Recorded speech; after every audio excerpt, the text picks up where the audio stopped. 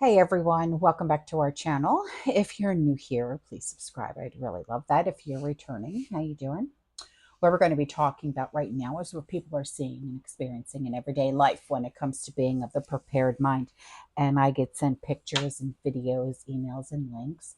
And if there's anything that you would like to send me for a video, my email is in the description box below. So this first email comes in from a community member, and he said, this is advice for the community. And he said, much research has been done in this field, and it's about identifying abusive relationships and getting out of them.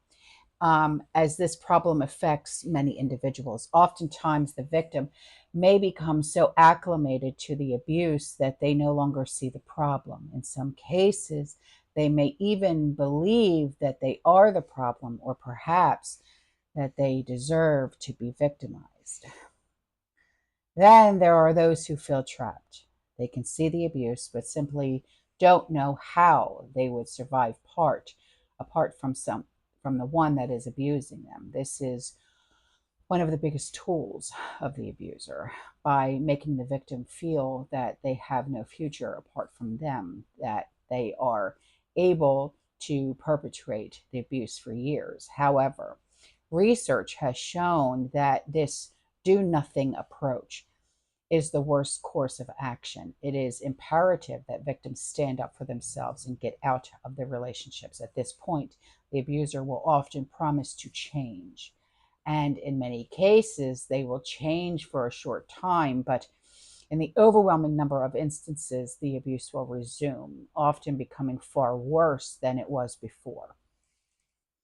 The best course of action is to free yourself from the abuser and realize that there are other relationships available to you that will have a positive outcome, and relationships that will not cost you emotionally, spiritually, or financially. So in summary, we all need to free ourselves from this abuser, and we can do this in the 11th month.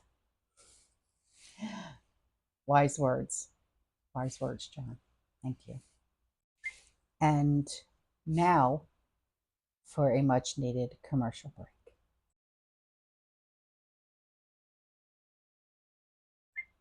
And here is an email from a community member, and he said, I know that you are a sci-fi fan. Yeah, I am. Did you ever watch the old TV series Space 1999? No, I haven't.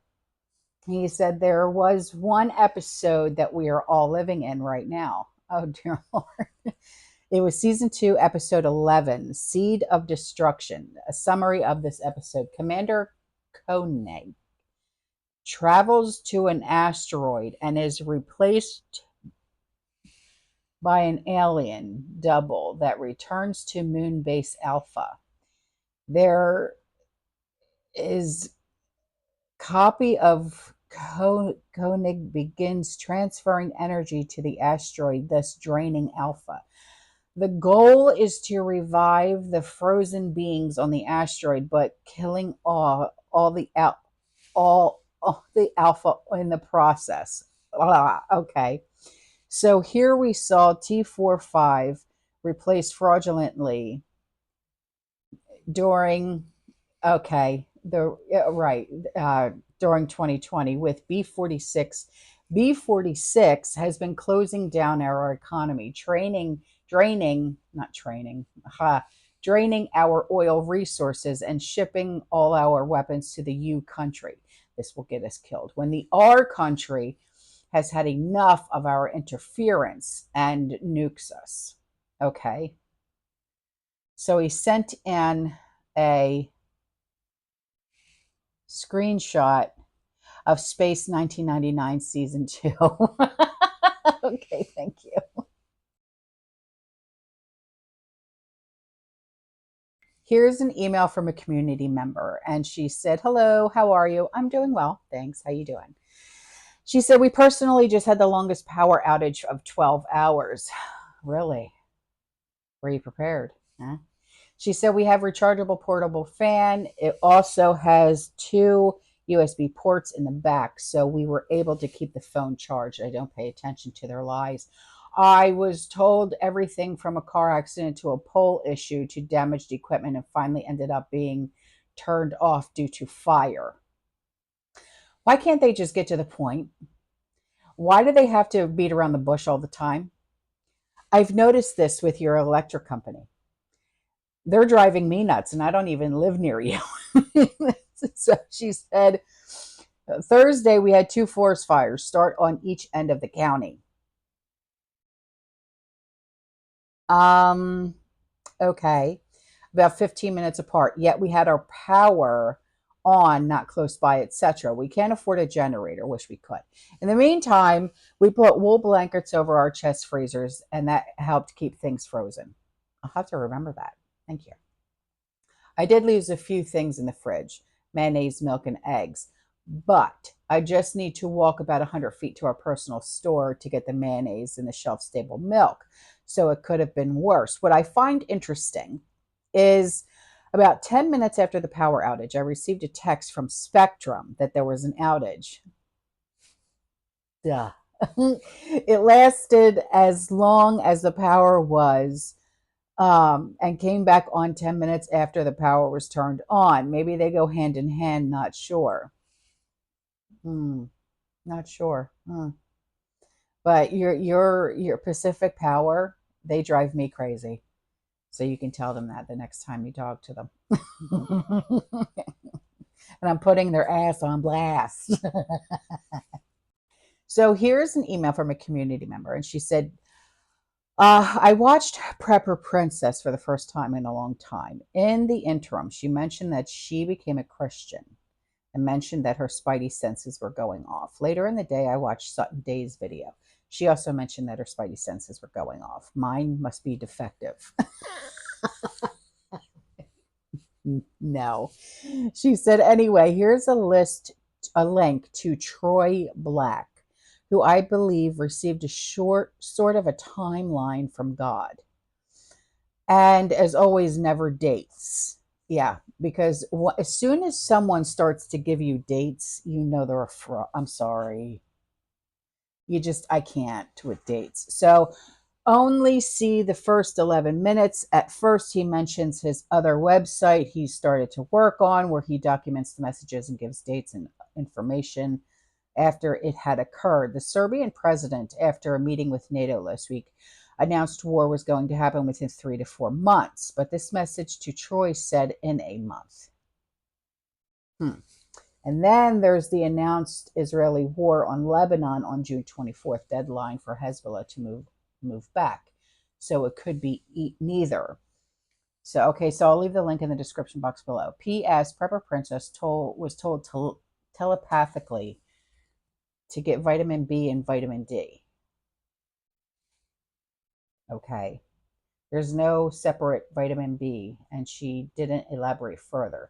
D3 needs K2 and is antiviral. The vitamin B part of the message has me baffled. She doesn't have a track record with me as Troy does, so I'm practically ignoring it for now. Huh.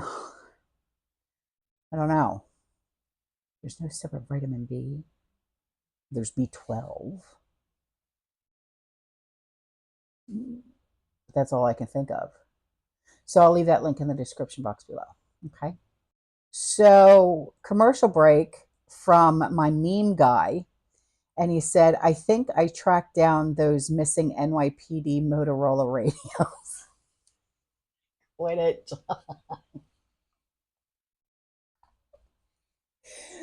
Oh my God. Between you and Matthew, I don't know who's the bigger brat.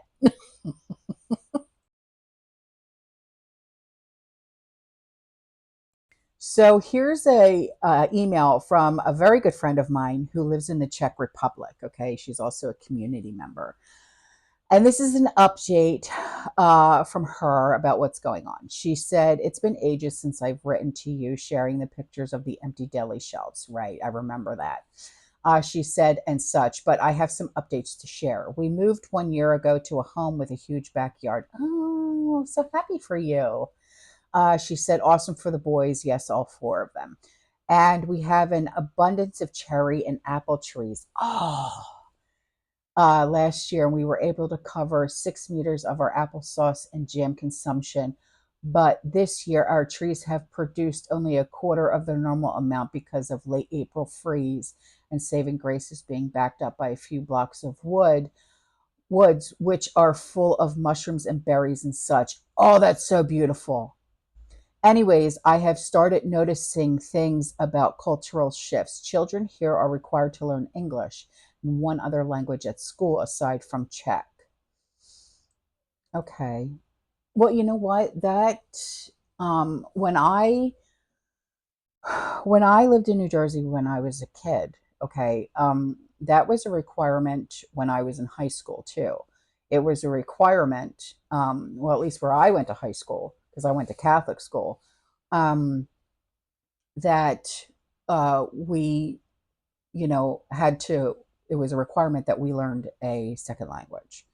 So, but that's a good thing. It's a very good thing. My first 2 years, I took Latin, and then my last 2 years, I took Spanish. Yeah. So, she said, kids are substantially less motivated with a sense of doom and gloom that even if they did it, wouldn't do anything for them. I've noticed adults making far larger purchases in the supermarkets biweekly and monthly. Food shop is not a thing here. Really? Okay. They typically shop daily. Seriously? Wow. Okay. And many are buying in much larger quantities, quality of purchase, of produce, sorry, in the supermarket is trash, like bad in just a couple of days. Best by dates are not as far out as they used to be, and people are generally far less giving to each other. No kidding.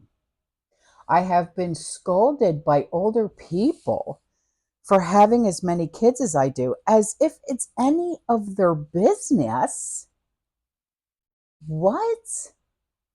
I have been told off for handing a homeless woman a small snack bag with cereal bars, tea, and fresh socks because I should be more aware and caring for my own than others. Okay, what the frig? Um, it's not money out of their pocket, so what the hell do they care? Just saying.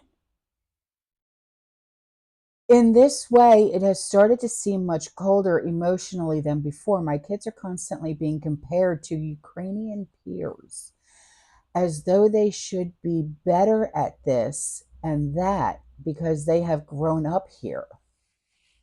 Teachers taking it upon themselves to be the saviors of the generation. No. Anyways, now that I have vented but shared for my noticings, congrats on the new grandbaby.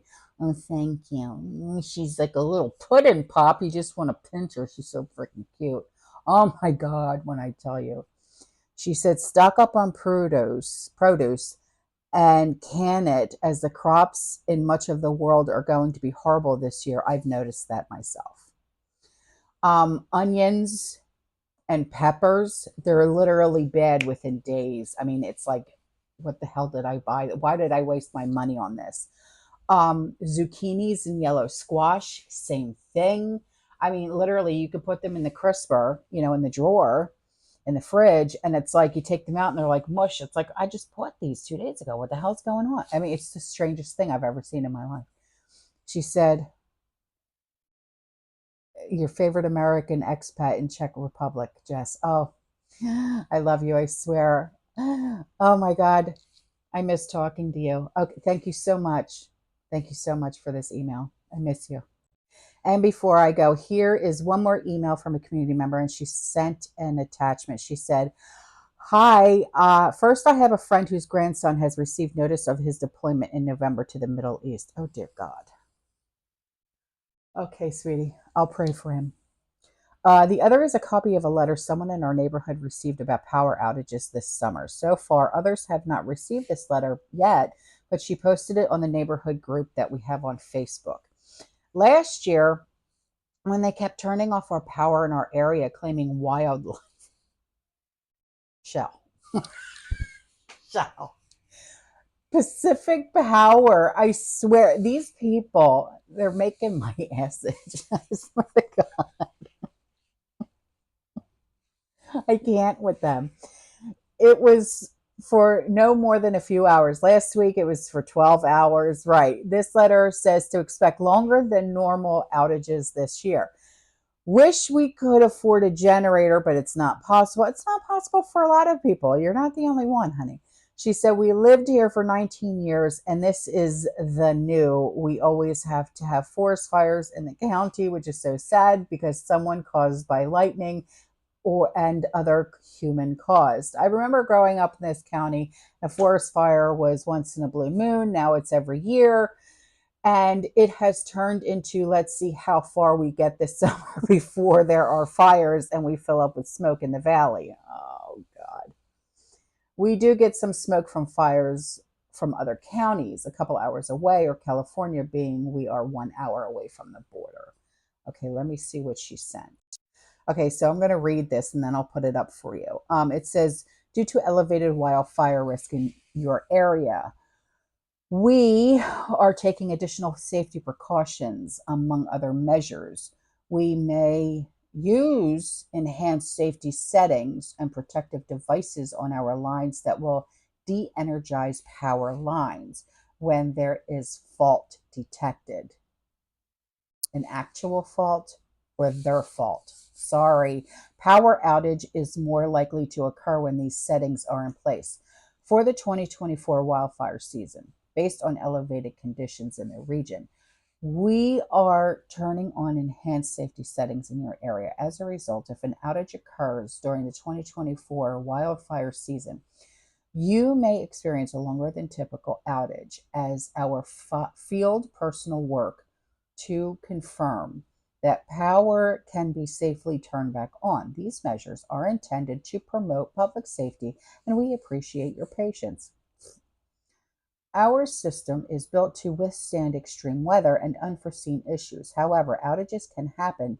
It is important to plan ahead and prepare your year round. You're telling that to a prepper to prepare year round. Create a plan with your medical provider for appropriate backup power. If you have a medical device that rely on electricity in your house, review your contact information so we can reach you if necessary. If an outage does occur, find restoration information on the Pacific Power outage map. We appreciate your patience, which is wearing thin, by the way. And I'm on the other side of the country. Okay. So here's that.